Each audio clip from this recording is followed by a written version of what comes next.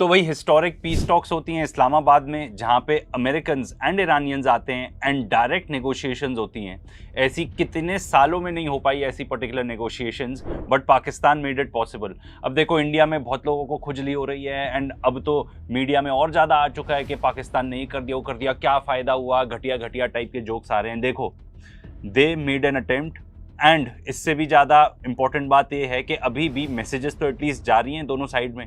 ये तो हमें पता ही था, एक्सपेक्टेड ही था कि अमेरिकन्स एक सीटिंग में कुछ भी नहीं अग्री करेंगे, मल्टीपल सीटिंग्स लगेंगी, अमेरिकन्स की और ज़्यादा रीढ़ की हड्डी टूटेगी, डैमेज होगा उनके मिलिट्री को, तब जाके कोई सोल्यूशन निकल पाएगा। तो भाई एग्जैक्टली हुआ क्या? देखो, Americans had been approaching Iranians कि भाई हमारे साथ सीज फायर कर लो कर लो कर लो, मतलब दे वर लिटरली बेगिंग देम। ऐसी चीज सामने आई है थ्रू मल्टीपल मीडिया रिपोर्ट्स, क्योंकि ईरानियंस बिल्कुल नेगोशिएशंस नहीं चाहते थे, क्योंकि 2 बार तो धोखा दे चुके हैं, तो भाई क्या पॉइंट है इनसे नेगोशिएट करने का, इनको बैटलफील्ड में ही हराना पड़ेगा। एंड इसकी बात हमने अपने पिछले वीडियोज में करी है, पर यहाँ पे एक हल्का रिकैप ये देना ज़रूरी है कि भाई नेगोशिएशन हुई कैसे। तो ये भीख मांगते रहे नेगोशिएशंस के लिए। पाकिस्तान ने एक 15 पॉइंट प्लान भेजा ईरानियंस को, ठीक है, ईरानियंस ने कुछ उसका जवाब ही नहीं दिया। Pakistanis kept on contacting the Iranians कि भाई कुछ रिस्पॉन्स तो दे दो, कुछ रिस्पॉन्स तो दे दो, स्पेशली बिकॉज यूएसए पीछे से बोल रहा होगा पाकिस्तानीज को कि भाई बात कराओ बात कराओ बात कराओ। फाइनली ईरानियंस ने एक 10 पॉइंट प्लान दिया, ठीक है, जो कि पब्लिक है। ये जो माइंड यू, ये जो 15 पॉइंट प्लान है जो अमेरिकन का, ये बिल्कुल भी पब्लिक नहीं है, स्पेकुलेशन ही चल रही है कि एग्जैक्टली है क्या।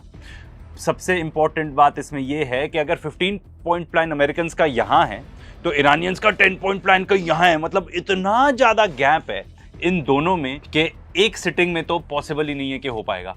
अरे वॉर्स को लग जाते हैं, सालों साल नेगोशिएशन होती है, तब जाके कहीं वॉर खत्म होते हैं। तो जो 15 पॉइंट प्लान है अमेरिकन का, वो कुछ ऐसा है कि जितने भी कंप्लीट न्यूक्लियर फैसिलिटीज है उनको खत्म कर दो, ठीक है, न्यूक्लियर वेपन्स बना ही नहीं पाओगे, एनरिचमेंट जीरो रखना पड़ेगा, जो इनके पास एनरिच्ड यूरेनियम रखा है जिससे न्यूक्लियर बॉम्ब्स बन सकते हैं उसको भी हटाओ, उसको भी कहीं और ले जाओ, बैलिस्टिक मिसाइल प्रोग्राम अपना लिमिट करो ताकि तुम हमारे बच्चे इसराइल को कुछ ना बोल पाओ, जितने भी तुम्हारे प्रॉक्सीज हैं जैसे कि हिजबुल्ला, हूथीज, हमास, इन सबको सपोर्ट करना बंद कर दो।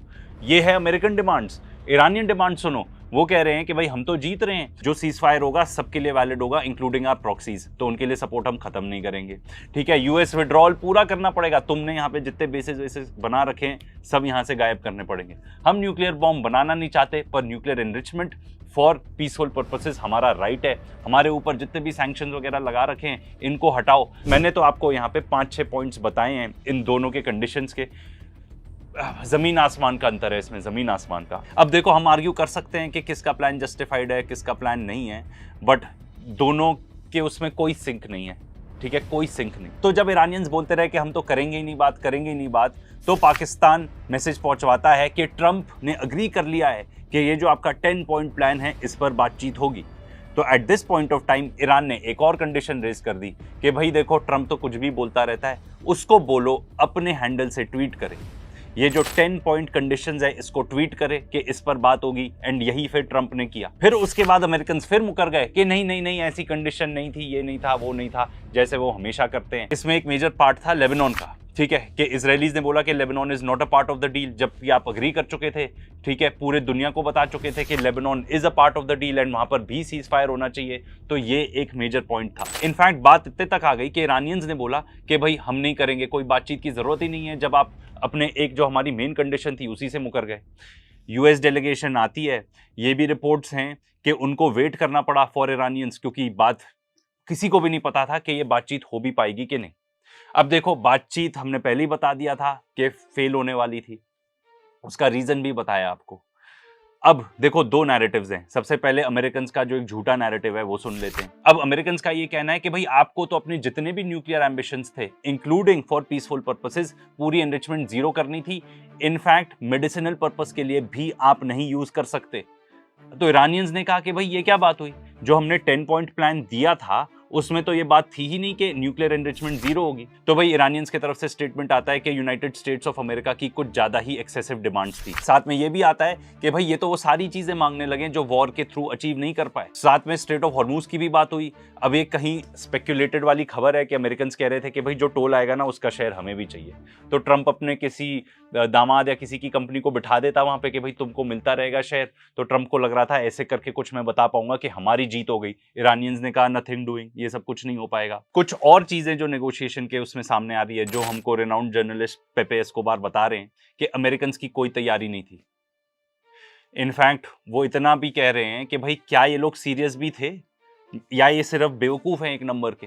एंड सोशल मीडिया पे इस टाइप की भी पोस्ट वायरल हो रही है कि देखो ईरान की तरफ से जितने भी नेगोशिएटर्स थे सब PhDs हैं, एंड अमेरिकन के तरफ से ये अपना JD वैंस जो कि एक फील्ड ऑथर है, ठीक है, पता नहीं कहाँ ऑथर बनने चला था ये। फिर इनके चंगू मंगू जो कि एक बिल्डर है, ठीक है, और एक दामाद है ट्रम्प का, यही उसकी क्वालिफिकेशन है। फिर एक नंबर 1 टेररिस्ट है आज के डेट में, इनका सेंटकॉम कमांडर, ठीक है, एडमिरल कूपर उसका नाम है। एंड उसको टेररिस्ट इसलिए बोल रहा हूँ क्योंकि अमेरिकन क्या कर रहे हैं, स्कूल्स और हॉस्पिटल्स को ब्लो अप कर रहे हैं। पेपे एस्कोबार ने यह भी नोट किया कि जो डेलीगेशन आई है अमेरिकन की तरफ से उसमें कोई न्यूक्लियर एक्सपर्ट नहीं है। इनका जो फाइनेंस मिनिस्टर मान लो, सेक्रेटरी ऑफ ट्रेजरी, वो भी नहीं है। तो भाई ये क्या करने आए थे वहां पर? क्या ये असली में कोई डिस्कशन करने आए थे? Are they even serious? क्या ये लोग सीरियस हैं इस सबको बंद कराने में?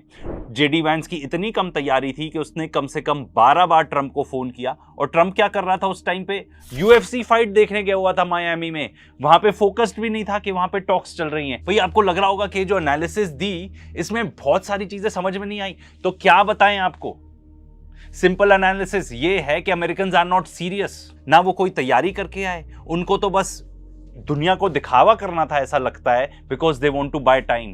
वो लोग टाइम चाहते हैं कि किसी तरह वो लोग रिकूप कर पाएं। एंड एक बार तो ये भी रिपोर्ट है कि इजराइल की तरफ से फोन आया कि भाई क्या कर रहे हो। तो अगर आप मुझसे पूछो तो भाई अमेरिकन सीरियस ही नहीं है अबाउट नेगोशिएशन, तो उन्होंने इसीलिए वो 15 पॉइंट प्लान दे दिया, क्योंकि भाई ऐसी चीज दो सामने वाले को कि वो अग्री ही ना करे उससे और दुनिया को बता पाओ कि भाई हम तो नेगोशिएशन करने गए थे। तो अगर आप ईरानियन पर्सपेक्टिव देखो तो सबसे ज्यादा तो वो दुनिया को ये बता पा रहे हैं कि भाई हम तो नेगोशिएट करने गए थे। एंड जो हमारा 10 पॉइंट प्लान था उसको एकदम साइड कर दिया एंड फिर से अपने 15 पॉइंट प्लान पे आ गए, जिसको हम ऑलरेडी रिजेक्ट कर चुके थे।